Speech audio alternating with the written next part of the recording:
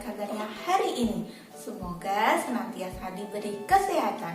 Hari ini bersama Bu Isna, kita akan belajar bersama-sama di kelas 6, tema 1, subtema 1, pembelajaran ke-6. Tujuan pembelajaran hari ini adalah yang pertama, menyimpulkan informasi teks laporan pengamatan yang dibaca dan didengar. Yang kedua, menganalisis penerapan nilai-nilai Pancasila dalam kehidupan sehari-hari. Mari kita belajar bersama. Ide pokok dan simpulan dari teks laporan.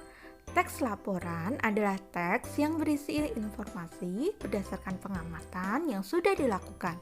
Di dalam teks laporan terdapat ide pokok dan simpulan yang bisa kita temukan dengan cara membaca secara utuh dan seksama. Ide pokok. Ide pokok paragraf adalah ide atau gagasan yang menjadi pokok pengembangan paragraf. Nama lain ide pokok adalah gagasan utama atau gagasan pokok. Ide pokok dalam suatu paragraf dapat ditemukan dengan langkah-langkah sebagai berikut. Yang pertama, bacalah isi paragraf dengan seksama. Yang kedua, tentukan kalimat utama dan kalimat penjelas. Dan terakhir, tentukan informasi yang terdapat dalam kalimat utama. Kan ide pokok, kita juga akan belajar menentukan simpulan dalam teks. Simpulan adalah ikhtisar akhir dari suatu teks.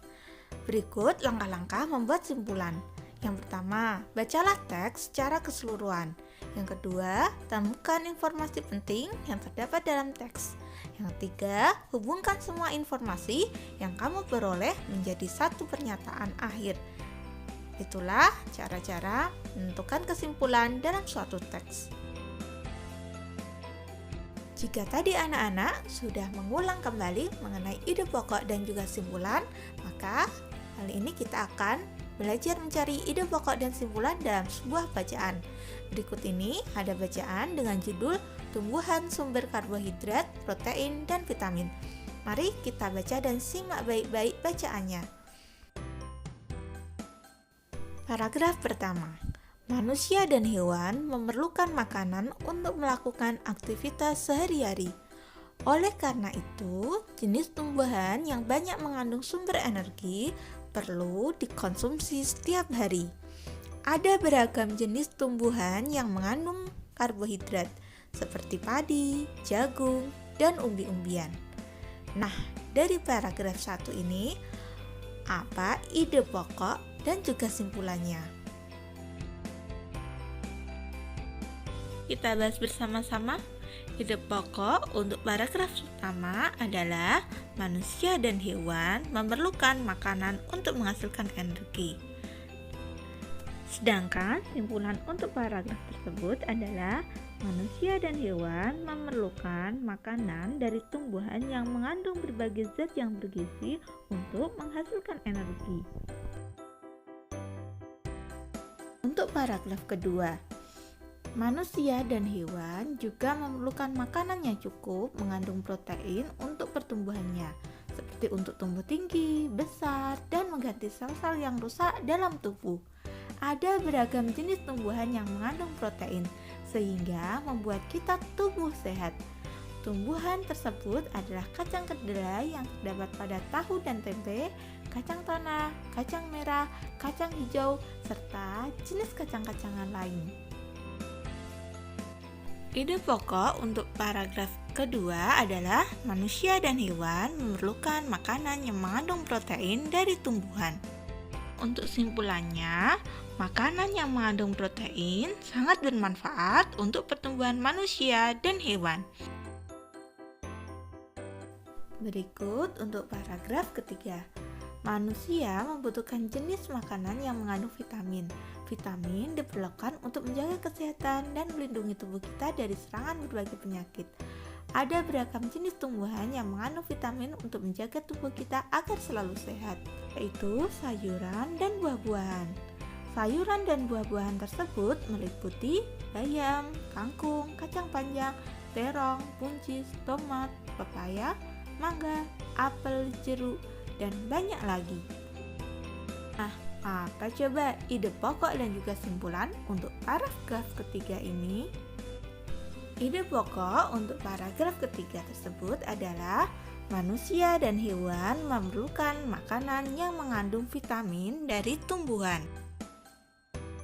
Sedangkan untuk simpulannya yaitu vitamin dibutuhkan oleh manusia dan hewan untuk pertumbuhan.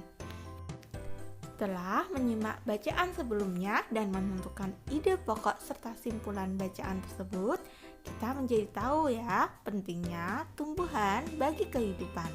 Karena itulah kita perlu menjaga kelestariannya. Dalam menjaga tanaman di sekitar kita perlu bekerja sama dengan orang-orang yang ada di sekitar kita.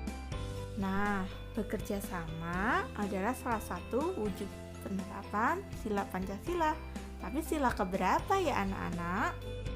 Coba kita ingat kembali. Kerjasama adalah penerapan sila keberapa? 1, 2, 3, 4, atau 5?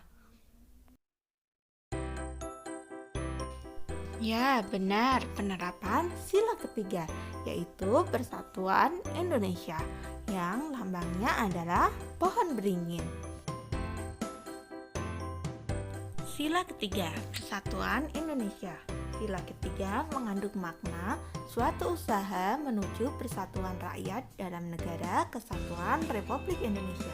Persatuan Indonesia juga mengakui dan menghargai sepenuhnya keanekaragaman yang dimiliki bangsa Indonesia. Beberapa nilai pada sila ketiga yang terkandung dalam kehidupan sehari-hari adalah sebagai berikut. Pertama, menggunakan bahasa persatuan Indonesia antar daerah. Yang kedua, memperjuangkan nama harum bangsa Indonesia. Ketiga, cinta kepada tanah air atau nasionalisme. Dan yang keempat, mengutamakan persatuan dan kesatuan daripada kepentingan pribadi. Demikian anak-anak, materi pembelajaran yang kita pelajari hari ini. Mari kita simpulkan bersama-sama. Yang pertama, ide pokok, yaitu ide atau gagasan yang menjadi pokok pengembang suatu paragraf. Yang kedua, yaitu simpulan, yaitu inti arti dari suatu teks bacaan. Untuk mengetahui ide pokok dan simpulan suatu teks bacaan, kita harus membaca dengan seksama, mencari kalimat utama, dan mencari informasi penting dalam teks bacaan. Yang ketiga, kita belajar tentang pengamalan nilai-nilai Pancasila, yaitu sila 3, Persatuan Indonesia. Nah, demikian anak-anak